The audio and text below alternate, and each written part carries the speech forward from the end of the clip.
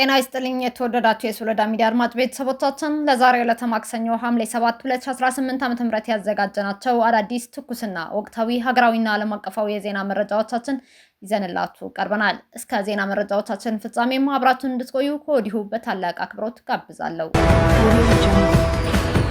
በዋጃ ጥሙጋ አካባቢ በህወሓትና በፋኖ መካከል የተኩስ ልውውጥ ተቀሰቀሰ። በራያ ዋጃ ጥሙጋ አካባቢ በፋኖና በህወሓት ታጣቂዎች መካከል የተኩስ ልውውጥ መጀመሩ ታውቋል። በሁለቱም ጽንፈኛ ኃይሎች በተቀሰቀሰው የተኩስ ልውውጥ ሳቢያ ከሁለቱም ወገን የቆሰሉና ህይወታቸው ያለፈ ሰዎች እንዳሉም ለማወቅ ተችሏል። በሁለቱ ታጣቂ ኃይሎች መካከል የተጀመረው ጽምዶ የመፍጠር ሂደት አሁን ላይ ወደ አደገኛ ሁኔታና በተኩስ ልውውጥ ምክንያት በከፍተኛ አደጋ ውስጥ መውደቁም ተገልጿል። አቡነ ናትናኤል በመኖሪያ ቤታቸው የቁም እስረኛ መደረጋቸው ተገለጸ። በትግራይ ክልል በህወሓት ታጣቂዎች የሚፈጸመው ህገወጥ አፈሳ በመቃወማቸው ምክንያት አቡነ ናትናኤል በታጣቂ ኃይሎች ስልካቸው ተቀምተው በመኖሪያ ቤታቸው የቁም እስረኛ ተደርገው እንደሚገኙ ተገልጿል። አቡነ ናትናኤል የህወሓት ታጣቂዎችን በቤተ ክርስቲያን የፈጸማችሁት ድርጊት ይሁን ህዝብን ያለ ፍላጎታው እየገረፋችሁ ወደ በረሃ መውሰድ ተገቢ አይደለም፣ እጃችሁን ሰብስቡ፣ እጆቻችሁን ከቤተ ክርስቲያን አንሱ በማለታቸው በአንድ የጦር ጀነራል ለመከተ ወይም ለጦርነት ዘመቻችን እንቅፋት ሆኗል የሚል ክስ ቀርቦባቸዋል። ፍርድ ቤት አቡነ ናትናኤል የተናገሩት ሀሳብ መንግስትም የሚያምንበት በመሆኑ ነፃ ናቸው የሚል ውሳኔ ቢያስተላልፍም ስሙ ባልተጠቀሰው ጀነራል ከፍተኛ ጫና ምክንያት እስካሁን ሊፈቱ እንዳልቻሉ ለማወቅ ተችሏል። በአሁኑ ወቅት መኖሪያ ቤታቸው በፖሊስና በሚሊሻ ተከቦ እንደሚገኝና ከውጭ ወደ ውስጥ ምግብ እንዳይገባላቸው የተከለከሉ ሲሆን ሾፌራቸውም አልፎ ከማንኛውም ሰው ጋር እንዳይገናኝ ተደርገዋል። ፖሊሶች መኖሪያ ቤታቸው ለመፈተሽ ወደ ውጭ ውጡ ባሏቸው ጊዜ አቡነ ናትናኤል ከፈለጋችሁ በኃይል አውጡኝ እንጂ እኔ በራሴ ፍቃድ ወጥቼ ቤቴ እንዲበረበር አልፈቅድም በማለት ትንቢታቸውን ማሰማታቸውም ተገልጿል። አየር ኃይላችን በማንኛውም ሁኔታ ኢትዮጵያን የመጠበቅ አቅም ገንብቷል ሲሉ ሌተናል ጀነራል ይልማ መርዳሳ ገለጹ። አየር ኃይላችን በማንኛውም ሁኔታና ጊዜ ኢትዮጵያን በሙሉ አቅሙ የመጠበቅ ግዳጁን በጀግንነት ለመወጣት የሚያስችል አስተማማኝ የዝግጁነት አቅም መገንባቱን የኢፌዴሪ አየር ኃይል ዋና አዛዥ ሌተናል ጀነራል ይልማ መርዳሳ አስታውቀዋል። ዋና አዛዡ አየር ኃይሉ የዘላቂ ተቋም ግንባታ ላይ ትኩረት አድርጎ በመስራቱ አመርቂ ውጤቶችን አመዝግበዋልም ብለዋል። አየር ኃይሉ በዘመናዊ ትጥቆች ከማደራጀት ባለፈ በሰው ኃይል ግንባታ ስራው በሀገር ውስጥና በውጭ ሀገራት የላቀ ስልጠና በመስጠት ብቃት ያላቸው ባለሙያዎች ማፍራት መቻሉንም ተናግረዋል። በስልጠናው የተገኘው የእውቀትና የቴክኖሎጂ ሽግግርም ሰራዊቱ ግዳጁን በላቀ ብቃት እንዲፈጽም ማድረጉንም ገልጸዋል። የአየር ኃይሉ የሪፎርም ስኬቶች በተግባር የታዩ መሆናቸውን የጠቆሙት ሌተናል ጀነራል ይልማ መርዳሳ በተመሳሳይ ጊዜ በተለያዩ የግዳጅ ቦታዎች ታላላቅ ተልዕኮዎችን መፈጸም የሚያስችል የዝግጁነት አቅም መፈጠሩንም አስረድተዋል። አየር ኃይሉን ከፍተኛ ወጪ ሊያስወጡ የሚችሉ በርካታ ፕሮጀክቶችን በራስ አቅምና በአነስተኛ ወጪ ማከናወኑም የለውጡ ሌላኛው መገለጫ መሆኑንም ዋና አዛዡ አብራርተዋል። የአቪዬሽን ከባድ ጥገና ማዕከሉ አቅም በማደጉና ከራሱ አልፎ የሌሎች አውሮፕላኖችን ለመጠገን የሚያስችል ፍቃድ አግኝቶ ወደ ተግባር መግባቱ የቴክኖሎጂ አቅሙን በምን ደረጃ ላይ እንደሚገኝ የሚያሳይ ነው ብለዋል። ለምድር ኃይሉ ያልተቋረጠ የትራንስፖርትና የውጊያ ድጋፍ በማድረግ በአሁኑ ወቅት በኦፕሬሽናልና በታክቲካል ውጊያዎች ድል አድራጊ ኃይል መፈጠሩንም ሌተናል ጀነራል ይልማ መርዳሳ ገልጸዋል።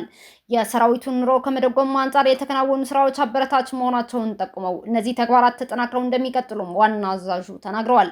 ሰራዊቱ በስነ ልቦና ግንባታው በቴክኖሎጂውና በዝግጁነት አቅሙ የኢትዮጵያን ሰላም የሚያስጠብቅ በድል ጎዳና የሚገሰግስ ጀግና ኃይል ሆኖ እንደሚቀጥል ሌተናል ጀነራል ይልማ መርዳሳም አረጋግጠዋል።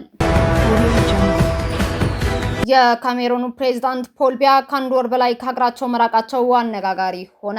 በእድሜ አንጋፋው የዓለም መሪ የሆኑት የካሜሩኑ ፕሬዝዳንት ፖል ቢያ የሀገሪቱ ባለስልጣናት የግል ቆይታ ባሉት ጉብኝት ወደ አውሮፓ ካመሩ ከአንድ ወር በላይ እንደሆናቸው ታውቋል። እድሜያቸው 93 ዓመት የሆኑት ፕሬዝዳንቱ በአሁኑ ወቅት በጄኔቫ ስዊዘርላንድ እንደሚገኙም ታውቋል። የካሜሩን መንግስት ፕሬዝዳንት ፖል ቢያ ወደ ሀገራቸው የሚመለሱበትን ትክክለኛ ጊዜ እስካሁን በግልጽ አላስታወቁም። የፕሬዝዳንት ፖል ቢያ ረጅም ጊዜ ከሀገር መራቅ ጤንነታቸው ሁኔታ ስለ ሀገሪቱ ወደፊት አመራር እንዲሁም ከአራት አስርት ዓመታት በላይ በስልጣን ላይ ከቆዩ በኋላ ስለሚኖረው የስልጣን ተተኪነት ጉዳይ በህዝብ ዘንድ ሰፊ ውይይትና ክርክር እንደገና እንዲቀሰቀስም አድርጓል። ትራምፕ የኢራን ጦርነት መቀጠሉን ለኮንግረስ አሳወቁ። የአሜሪካው ፕሬዝዳንት ዶናልድ ትራምፕ ከኢራን ጋር የገቡት ጦርነት ከሰኔ 30 2018 ዓ.ም ጀምሮ ዳግም መቀጠሉን ለኮንግረስ በደብዳቤ ማሳወቃቸው ተገልጿል። በዚህ ደብዳቤ መሰረት ኮንግረሱ በኢራን ላይ ለሚፈጸሙት ጥቃት ይሁንታውን እስኪሰጣቸው ድረስ የ60 ቀናት ዕድሜም ይኖራቸዋል። ፕሬዝዳንት ትራምፕ ምንም እንኳን አዲስ ጥቃቶችን መፈጸማቸውን ቢቀጥሉም እንዲሁ በወደቦቿ ላይ ዳግም እገዳ ቢጥሉም አሁንም ከኢራን ጋር የገቡት የተኩስ አቁም ጦርነቱን ለማስቆም እድል እንዳለውም አስታውቀዋል። የኢራን አብዮታዊ ዘብ በበኩሉ በዮርዳኖስ፣ ባህሬንና ኩዌት የሚገኙ የአሜሪካ ወታደራዊ ኢላማዎችን ማጥቃቱን አስታውቋል። እሁድ ዕለት በሆርሙዝ ሰርጥ አካባቢ ዳግም ውጊያ መካሄዱን ተከትሎ የአሜሪካ ጦር በኢራን ላይ አዲስ ዙር ጥቃት መክፈቱን አስታውቋል። ፕሬዝዳንቱ በደብዳቤያቸው ላይ አሜሪካውያንና የዩናይትድ ስቴትስ ብሔራዊ ደህንነትና የውጭ ፖሊሲ ፍላጎቶችን ለመጠበቅ ባለብኝ ኃላፊነት የተነሳ ወታደራዊ እርምጃ እንዲወሰድ አዝዣለሁ ብለዋል። ይህ በእንዲህ እንዳለ በባህረ ሰላጤው የሚገኙት ዮርዳኖስና ባህሬን በግዛታቸው ውስጥ ጥቃት እንደተፈጸመባቸው ገልጸዋል። ኢራን ጥቃቱ የፈጸመችው የአሜሪካ ጥቃት ለሶስተኛ ቀን ተጠናክሮ በቀጠለበት በዚህ ወቅት ነው። የባህሬን ውስጥ ጉዳይ ሚኒስቴር ሌሊቱን በተለያየ ሰዓት 3 ማስጠንቀቂያዎችን በማሰማት ነዋሪዎች በአካባቢያቸው ወደሚገኝ መጠለያ እንዲገቡ አስጠንቅቋል። የኢራን አብዮታዊ ጥበቃ ዘብም በባህሬን አሜሪካ የምትገለገልበትን የተለያዩ ስፍራዎችን ኢላማ ማድረጉን ገልጿል። አብዮታዊ ዘቡ በኢራን የመንግስት መገናኛ ብዙሃን ኢርና ባጋራው መግለጫው በጥቃቱ በርካታ የጦር መሳሪያ ማከማቻዎችን፣ የአሜሪካ ኃይሎች፣ የአሜሪካ የባህርና የአየር ትራፊክ መቆጣጠሪያ ራዳር የሚገኝበትን የሳተላይት ኮሚኒኬሽን ማዕከል ማውደሙን አስታውቋል። የዮርዳኖስ የመንግስት መገናኛ ብዙሃን ዘገባም ዮርዳኖስ ማክሰኞ ጠዋት ላይ በግዛቷ 4 ሚሳኤሎች እንዳከሸፈችና በጥቃቱ የደረሰ ሞትም ሆነ የንብረት ውድመት እንደሌለ ገልጸዋል። አብዮታዊ ዘቡ በመግለጫው በዮርዳኖስ የሚገኙ የአሜሪካ መሰረተ ልማቶችን ኢላማ ማድረጉን ገልጾ ለዮርዳኖስ መንግስት ወይም ህዝብ ጥላቻ እንደሌለው ገልጿል። ከ3 ቀናት በፊት የአሜሪካው ፕሬዝዳንት ዶናልድ ትራምፕ ሁለት ሀገራት የደረሱበትን የተኩስ አቁም አብቅቷል ካሉ በኋላ ያገረሸው ጦርነት የሰላም ተስፋን አመንምኗል ሲል የዘገበው ቢቢሲ ነው። እስካሁን አብራችሁን ከኛ ጋር ስለነበራችሁ እያመሰገንኩኝ በሌሎች መረጃዎች እስክንመለስ እንደተለመደው የሶሎዳ ሚዲያ ቤተሰብ በመሆን ላይክ፣ ሼር፣ ሰብስክራይብ ማድረጋችሁን አትርሱ። አዳዲስ ትኩስና ወቅታዊ መረጃዎቻችን በቶሎ እንዲደርሷችሁ የደወል ምልክቷን ይጫኑ። ስኬት፣ ድልና ሰላም ለኢትዮጵያውያን። ሶሎዳ ሚዲያ